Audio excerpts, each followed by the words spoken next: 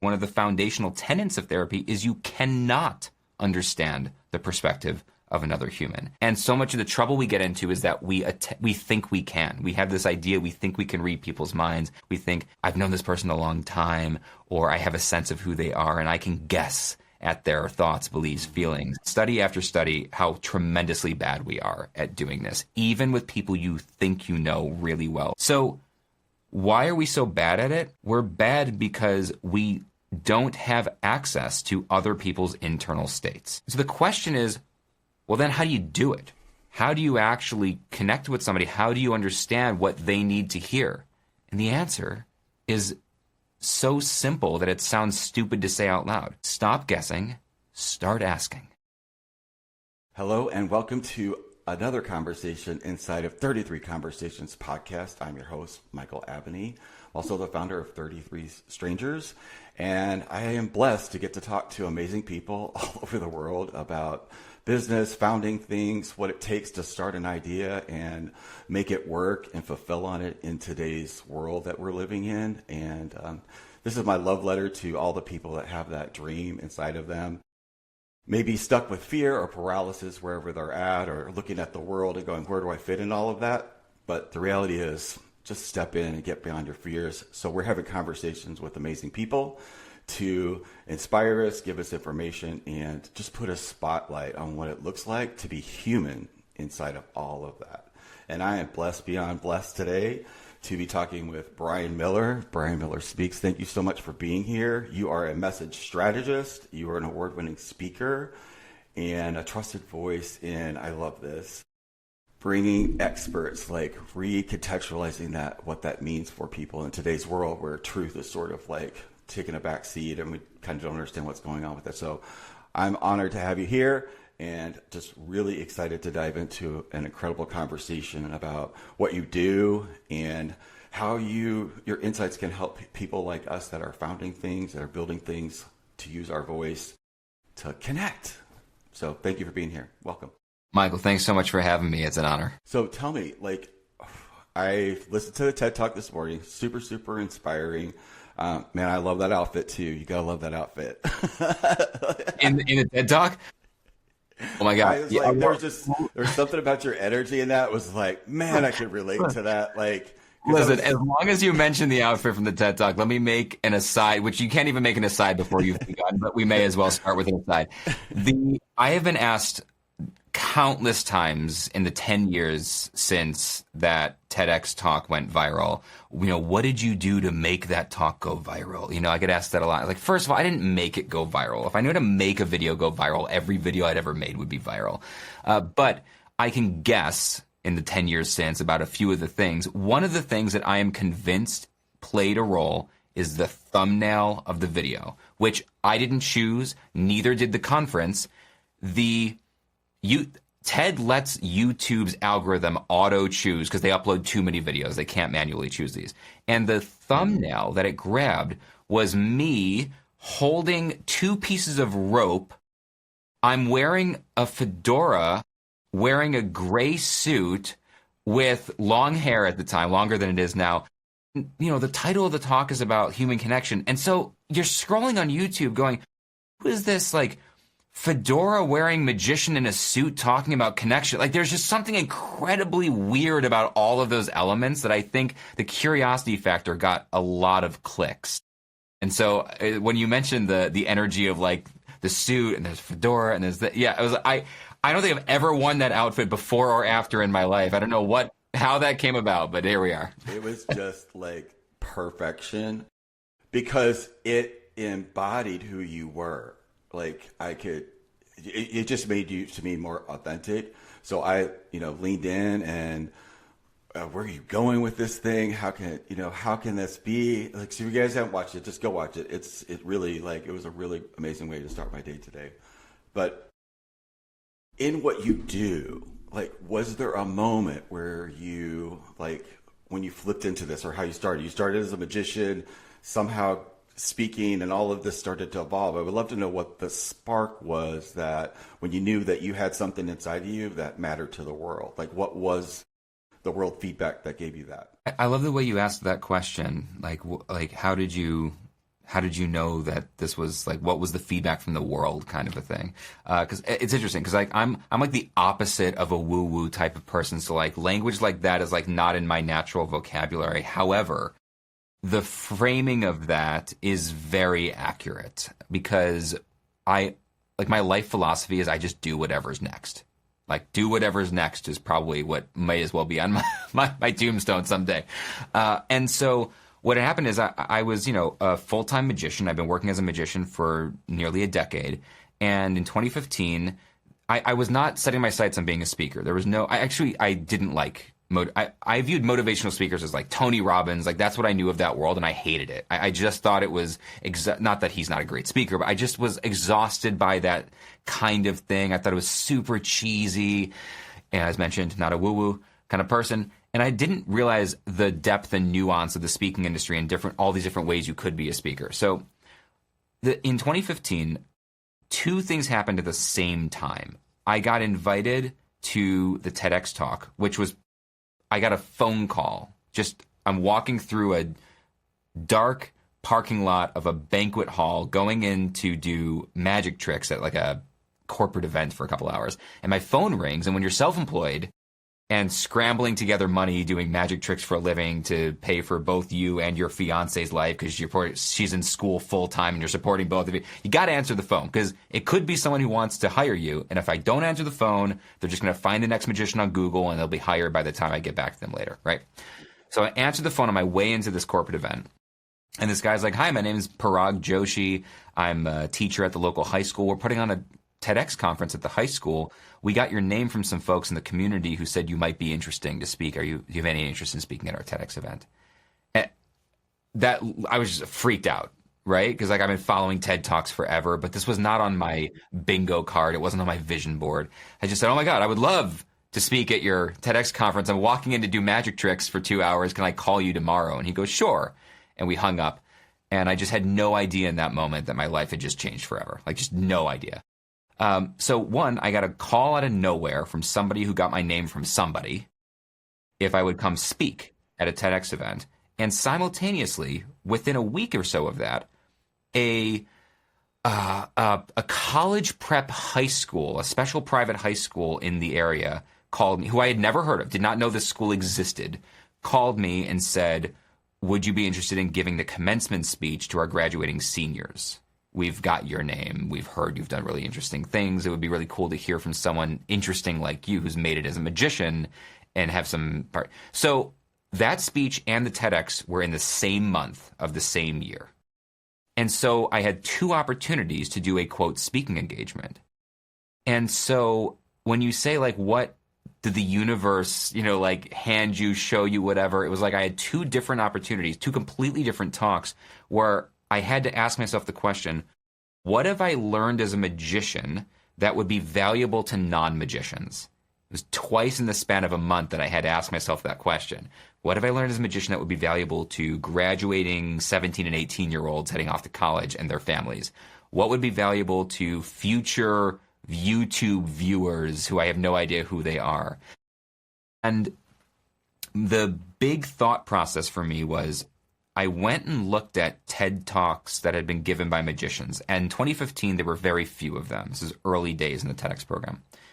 And all of those TED Talks that have been given by magicians were about things that I thought only magicians care about these things. It was like the beauty of wonder, the art of misdirection, the psychology of deception. I was like, this is crap magicians care about. Like, I geek out on that, but like, you geek out on that with other magicians at 3 o'clock in the morning in the lobby of a Holiday Inn Express after a magic convention in a Mountain Dew fueled haze. You know what I mean? I was like, this is not useful to normal people. What do I know that's useful to normal people? And so the TEDx was built on magicians learn how to do perspective taking, how to make quick, meaningful connections with others. And the commencement speech was built on you have to fail tremendously and publicly over and over as a magician to get good at magic. There's no way to get good at magic without failing tremendously and publicly over and over. And so those two different speeches happened the same month, and it gave me the first taste of doing speaking in a way that was authentic to me and not what I thought speaking had to be, which was this motivational nonsense that I didn't like. Which is what you didn't like about other speakers that have Yes. the woo-woo thing. Yeah. Yes. I was always scared to death to be woo woo, even though I probably totally was, because it's how I see the world. And we need a little woo woo sometimes, right? When it gets too Listen, to each their own. You know, different ways of speaking attract different kinds of people. So there are people. I mean, the success of the motivational speaker industry, the amount of people who go to those events and the self help clearly indicates there are people for that. Yeah, they just don't do anything except for like to me, that's what became like, that was my thing that was like, I get it. And then when I get caught on it and somebody asks me what I do, then I go all, woo woo too, or used to, before I realize that's really not what people want to know. They want to know what you can do for them. That's right. So it's like, That's right. It's very similar to what you were just saying. It's great when I'm talking around, because I love consciousness and awareness and how to be more evolving and all of that stuff. But that doesn't mean anything to regular people in the world. But yeah. Well, it's interesting, right? Because this is where the crossover in my career happened, where I've like made a career as a speaker on human connection, but I also run a consulting firm that does message design for experts, where we do communication training, right? And so this is actually the crossover, which is whether you're trying to make a meaningful interpersonal connection with a human, or you're trying to deliver a message to, get your ideas out into the world, you have the same problem. And the problem is most people communicate with, what do I want to say? That's the question. They say, what do I want to say? Same in an interpersonal relationship, same for a speaker, an expert, somebody who's talking about their ideas. That is the wrong question. The question is, or it should be, what do they need to hear? That shift from what do I want to say to what do they need to hear, that's the magic. So, yeah, it is the magic. If you can find it, but it's hell if you don't know what, because you said something in another, I think it was the video that you had sent me that was where you were sharing, and you said it like as a matter of fact, but in my mind I was like, my God, I would give anything to know what that little thing that just came out of your mouth meant. Like, how do you see you're talking about learning to see from other people's perspective. I struggle with that. And I vision things all over the time, but like, why is it so damn difficult to envision what other people are going through? Like, what is that energetic, or you may not see it as energetic, but what's the damn deal there? Yeah. Okay. So this is such a great question. No, it's such a great question. It is not just hard to know what someone else's perspective is. It is effectively impossible. And this is something that you learn, that I learned actually from my wife, who was my fiance, in the TED Talk. People, it's funny having a viral TED Talk. 10 years later, people just watched it today, and so they say, "How's your fiance?" And I'm like, "We're coming up on our 10-year wedding anniversary." That's the weird time travel that happens in the internet.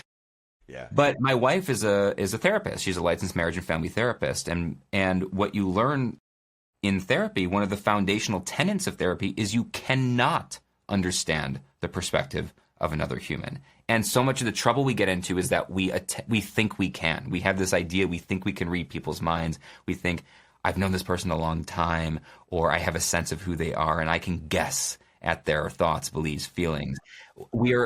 They've shown in study after study how tremendously bad we are at doing this, even with people you think you know really well, like a longtime spouse or a best friend or a sibling or your parents, something like that. So why are we so bad at it? We're bad because we don't have access to other people's internal states. So the question is, well, then how do you do it? How do you actually connect with somebody? How do you understand what they need to hear?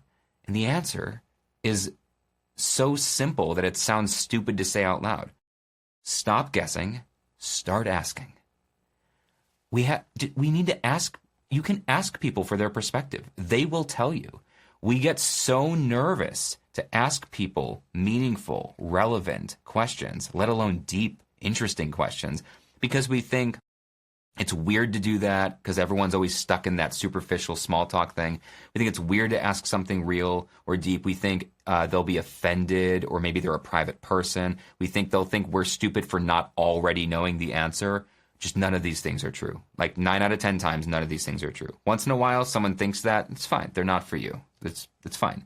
Most of the time, people are thrilled to answer a meaningful question, because when you ask a truly meaningful question, people feel seen. They feel like you're treating them as a real human and not merely a means to an end, not merely a transaction, as we tend to be treated, and we tend to treat others by accident all the time. So you want to get someone else's perspective in order to be able to make your communication relevant to them. Ask them questions. Ask them about themselves. Ask them about their opinions, their thoughts, their beliefs, their fears. So I'm having my own moment here. So in coaching, this is very similar to, I have a style where I just say up front, if you want the best of me, I can't filter. I just blunt it out to you, and that's the most powerful way I can coach you. But it's sometimes it can be jarring because I just let it fly, because I don't know how to bridge that gap. Like, it just comes to me, and I just want to. The niceties sometimes dilute what the thing is that they really need to hear. That's going to cause the shift. So, but in hearing you say that, it's because I don't take the time to ask. You just opened up another door that I can explore that would make that process flow even better. That's why I'm doing this podcast, is because I don't want to talk about surface things. I don't want to get on a podcast with somebody and go, hi, I help people with, no. Yeah. I get 45,000 messages like that every day on LinkedIn. I delete all of them. Yeah. Because I don't need 30,000 people telling me how to market. I need one person that connects with me, which I thank God I found is my CMO. Like, that helped me. I wouldn't be here. I would not be here with talking to you right now had he not seen me and heard me. And like, I get chills thinking about it. It's like, that changed my whole life, having somebody see me for what I was trying to do, because it's deeper than money.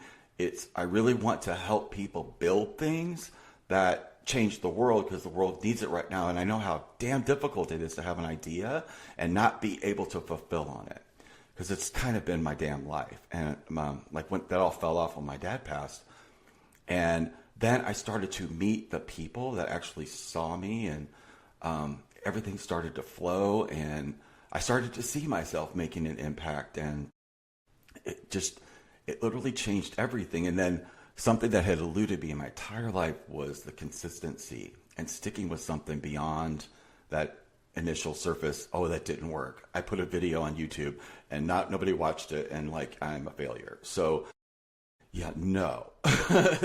Well, but at the same time, like, it's the same thing that people do in their interpersonal relationships. I mean, just for what it's worth, that like, I put a YouTube video up, it got no views. I must be awful and terrible and nobody likes me, so I won't try again. It's the same thing that happens. I get people that come up and they say, you know, I tried to start a conversation with a stranger, like someone in Starbucks, and they just were not interested. And they think, therefore, I should never, ever try to start a conversation with a stranger again. Clearly, I'm being annoying, or they don't like me, or whatever. There's this whole thing. Yeah. It's like, no, it's just that person in that moment was not interested in having a conversation. The human connection is a gift. It's a gift that we offer people, but people are by no means required to accept that gift, right? You can offer the gift. You can put it out there into the world as often as you can with everything that you've got, and then the people who choose to accept it will choose to accept it. You control your intention. You control your actions. You do not control the outcomes. You don't control other people.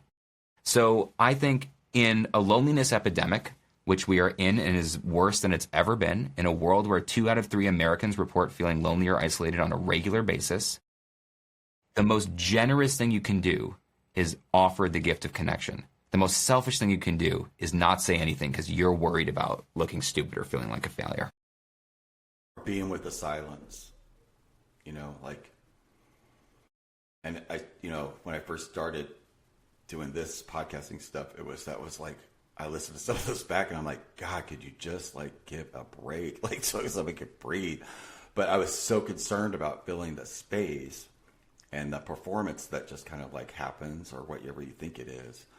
But after you settle into it and then you do develop the connection, it doesn't matter what somebody's doing, or you see the light in everything and everybody. So, I mean, I am definitely light years ahead of where I used to be, but there's like such fine tuning that has to for me that had to happen or is happening as I continue to pivot to, not being what you said, that attachment thing. That's really difficult for people that create, and build things. Yeah. Yeah. I mean, So, listen, I've lived my life as an artist. I mean, I was a magician, and I make my day job as a speaker. I mean, it's all creative work, and it feels very vulnerable to put yourself out there and have somebody say, I'm not interested.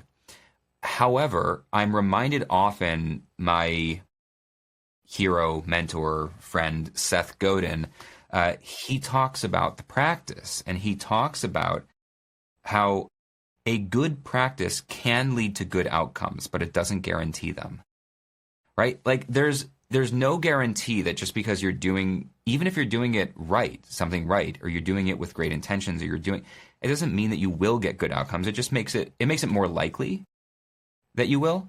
But there's also the other element of this, which is something that Seth talks about a lot, and I think about, it's like this lives rent free in my head, which is people say things like, it's vulnerable to I'm putting myself out there and they're rejecting me. And he's like, they're not rejecting you. They're rejecting the work. You are not the same as your work. You're not the same as your creative output. If you write a song and you put it out there and people don't like the song, you feel rejected, like they're rejecting who you are, because your art is very personal, but they're not. Yeah. They're rejecting the song. They didn't like that song. The song is not you. It's got elements of you. It was created by you, but it is not you. Even my speech, it's me delivering the speech. My stories and my opinions are in there, but the speech is not me. If someone doesn't like my speech, it's not an indictment on who I am as a person. It's them saying, this work that you just did was not to my taste. Okay? That doesn't mean it doesn't hurt, but it's not the same as being rejected as a human being, as a person with value. And separating that is hard. I'm not to downplay how hard that is, but that's the separation that has to happen. Otherwise, you won't do the work. Yeah.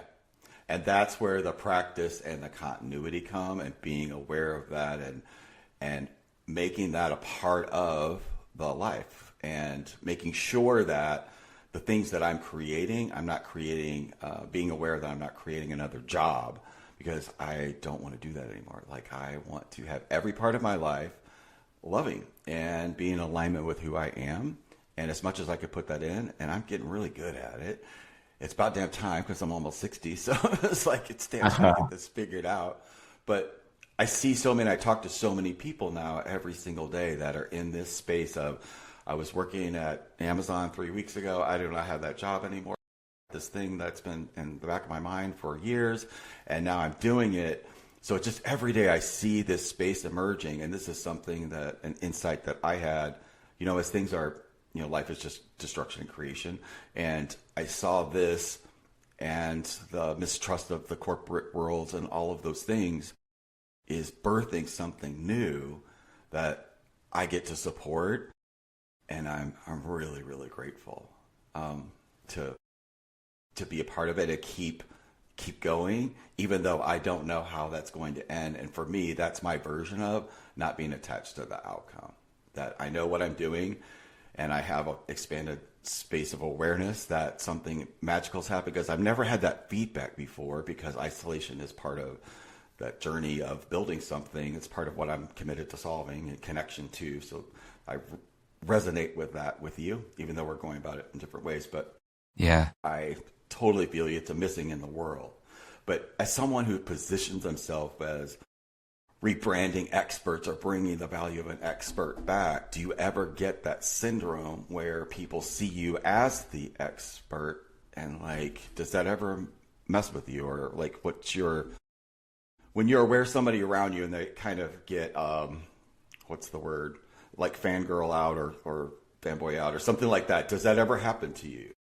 A little bit, only in very specific. It's like I'm like incredibly famous in an incredibly tiny niche of the world, and incredibly anonymous everywhere else in life. Because of the TED Talk and the nature of, like, if you're in that world, and get people who, I gave a keynote yesterday, and a woman came up after it.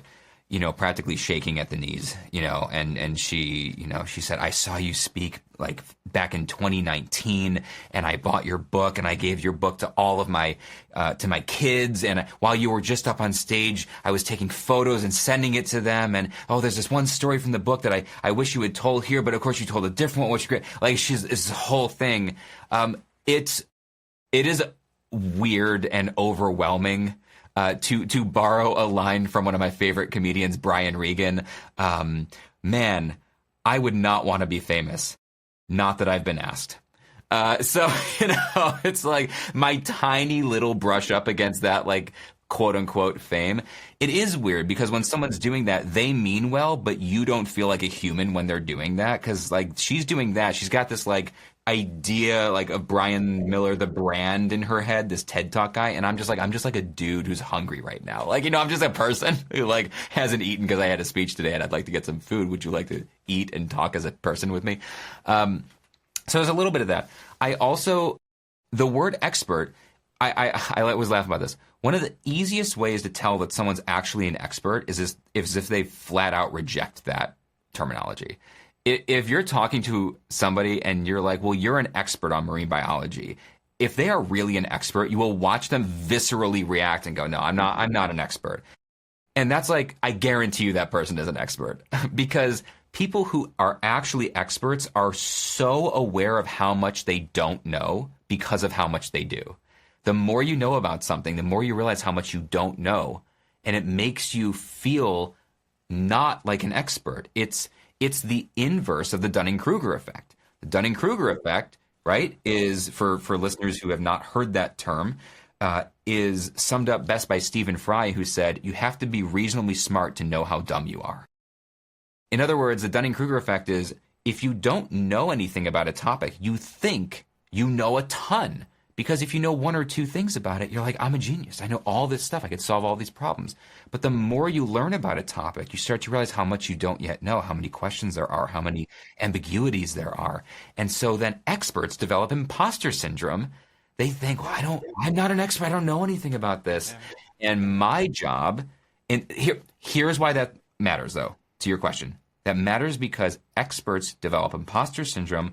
Therefore, they lose confidence in how they speak. They want to put caveats on everything. They want to hedge on all their language. Yeah, and then they don't sound confident and people don't trust them. And it is a huge problem. And it's like my life's work to get experts to confidently state what they know and what they believe so people will trust them and listen to them again.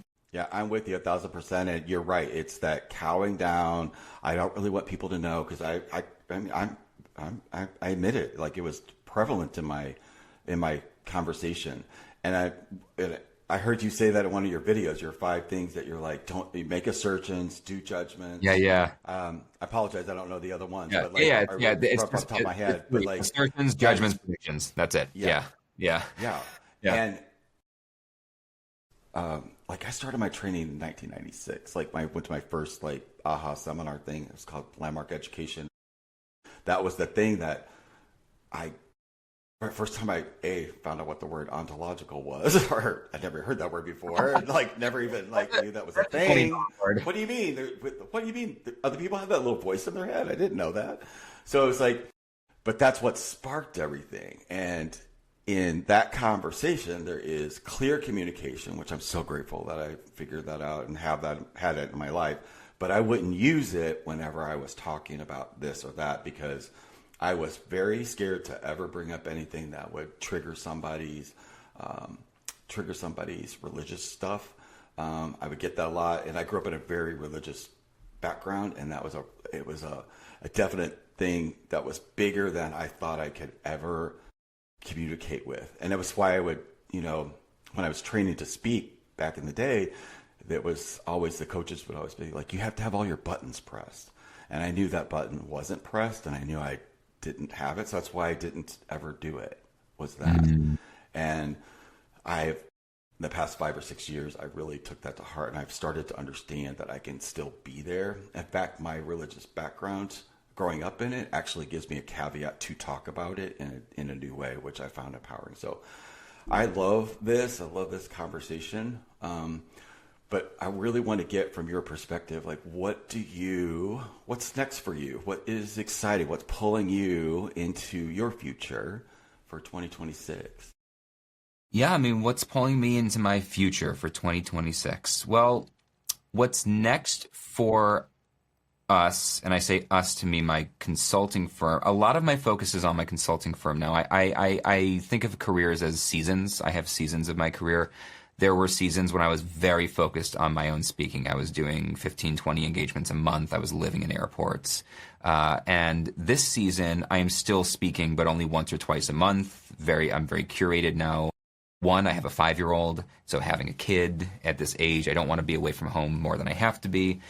And two, my consulting firm has been growing. The work we do, the impact that we're able to have as a company doing this kind of message design for experts is so exponentially larger than what I can do as an individual with the one topic that I'm an expert in, quote unquote, right? Expert in, right? So it's like me in human connection. I can have a great, like yesterday, I had 70 pharmacists from the state of Connecticut in a room with me to be the closing keynote about human connection. Big impact on a tiny little niche and 60 or 70 people. That's great. But if we can, example of marine biologist, if we can get a client who is a marine biologist who collaborates with NASA on the next generation of animal telemetry, which is animal tracking, if we can help this dude figure out how to communicate about his work to the people who need to hear it, which might be the public because they might need public support. It might be, stakeholders, folks who can provide funding. There's all, collaborators. If we can help this guy get his message out clearly, the ripple effect for decades to come on planet Earth is immense. It's just massive. And so because we've found this niche that we're so good at with certain kinds of people, getting experts to speak more like quote unquote thought leaders. Sidebar, hate the term thought leaders. It's the one we have. We're going to work with it, right? And so if we can get them to, I say people treat thought leader as a noun. It's not. It's a verb. It's not something you are. It's something you do. So we get experts to do thought leadership, which is a very different way of speaking. And if we can get people like that to speak more confidently, to speak more trustworthy, to get buy-in for their ideas, the exponential growth, the exponential impact that we can have on the world is just so much more than me on stage on one topic for one small group of people. So that's where my focus is. I love that. And it's so, you're right. That's the same way I'm focused with the founders. Like, how can I help the biggest amount of people with the smallest amount of impact? Because that's how that's how I can win. And small lever, big impact. Yeah. Thank you. That is amazing. Before we leave, though, I really want to ask you, so I'm fascinated by Just Say the Thing behind you. So I'm going to ask you something. I'm going to challenge you to go outside the earth, looking down at all the people and all the stuff that's happening right now. I'm going to ask you to say the thing. What would you say? What needs to be said? What needs to be said? All right, I have two. One, every interaction is meaningful. Every person you meet is important. That's one. The other, I'm going to borrow a phrase from a philosopher, and I'm going to say it in normal words because philosophers don't do that. Everything that can be said clearly. Sure can. And clarity is the only thing the universe really responds to. So, especially in an age of noise. Who's that person? Man, that's incredible. I cannot wait to listen to that back and hear that again. That's incredible. But ever since I saw that thing, I was like, just say the thing. Because that gives me chills. Like,